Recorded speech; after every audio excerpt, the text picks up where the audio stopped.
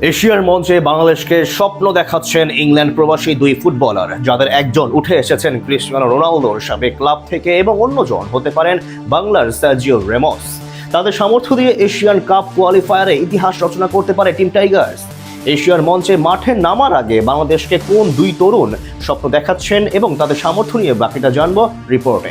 জাতীয় দল কিংবা বয়স ভিত্তিক টিম, বাংলাদেশের ফুটবলের সব পাইপলাইনে এখন প্রবাসী ফুটবলারদের আধিক্য সবচেয়ে বেশি। নতুন নতুন বংশোদ্ভূত তরুণদের নিয়ে এক তারকা ঠাসা দল গড়তে যাচ্ছে বাফুফে।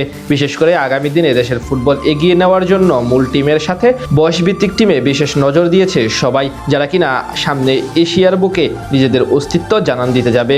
আসন্ন অনূর্ধ্ব 20 এশিয়ান কাপ বাছাই পর্বে সেই মিশনে বাংলাদেশকে আলাদাভাবে স্বপ্ন দেখাচ্ছেন দুই তরুণ তারকা, যারা কিনা হতে পারেন টুর্নামেন্টের সবচেয়ে বড় হটকেক। ব্যবধান গড়ে দিতে পারেন অন্য সবগুলো দলের সাথে।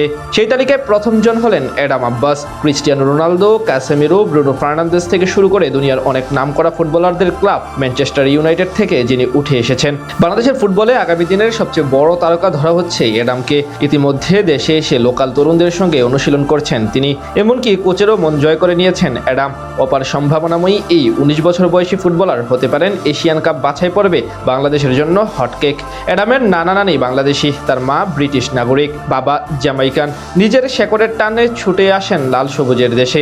ম্যানচেস্টার ইউনাইটেডের একাডেমি থেকে বেড়ে ওঠা অ্যাডাম আব্বাস সেখানে 4 বছর তিনি ছিলেন। ওল্ড ট্রাফোর্ড থেকে পরবর্তী সময়ে বার্নলি অনূর্ধ্ব 18 দলে খেলেছেন, যদিও ইনজুরির কারণে বার্নলির সঙ্গে নতুন চুক্তি নবায়ন হয়নি। অ্যাডাম আব্বাস মাঠের আক্রমণের একজন বহুমুখী বা ভার্সেটাইল খেলোয়াড়। তিনি মূলত রাইট উইঙ্গার হিসেবে খেলেন, তবে প্রয়োজনে সেন্ট্রাল ফরওয়ার্ড বা লেফট উইঙ্গার হিসেবেও দারুণ কার্যকর। ফুটবলার হিসেবে তার সবচেয়ে বড় শক্তি হলো চোখ ধাঁধানো গতি, নিখুঁত ড্রিবলিং এবং 1-on-1 সিচুয়েশনে ডিফেন্ডারদের পরাস্ত করার ক্ষমতা, যেটি দিয়ে এশিয়ান কাপ কোয়ালিফায়ারে অন্য দলগুলোর সঙ্গে ব্যবধান গড়ে দিতে পারেন তিনি এবং বাংলাদেশকে নিয়ে যেতে পারেন মূল মঞ্চে।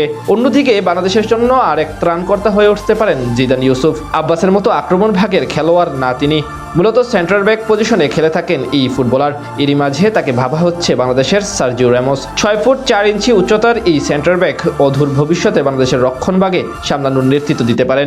ইংল্যান্ডের ষষ্ঠ টায়ারের ক্লাবে খেলেন তিনি। অসাধারণ প্রতিভার সাথে ট্যাকেলে বিশেষভাবে পারদর্শী জিদান। আলাদা করে বলতে গেলে তার উচ্চতা রক্ষণে বড় আস্থার কারণ হতে পারে বাংলাদেশ অনূর্ধ্ব 20 দলের জন্য। এরই মাঝে অ্যাডাম আব্বাস এবং জিদান ইউসুফ দুজনের প্রতি সন্তুষ্টির কথা জানিয়েছেন বয়সভিত্তিক দলের কোচ জেরার্ড জোন্স। সব মিলিয়ে আসন্ন এশিয়ান কাপ কোয়ালিফায়ারে এই দুজনেই বাংলাদেশের জন্য হতে পারেন বড় ট্রাম্প কার্ড। একজন রক্ষণে তৈরি করতে পারেন চীনের প্রাচীর, অন্যজন স্ট্রাইক পজিশনে হতে পারেন গোলের মেশিন।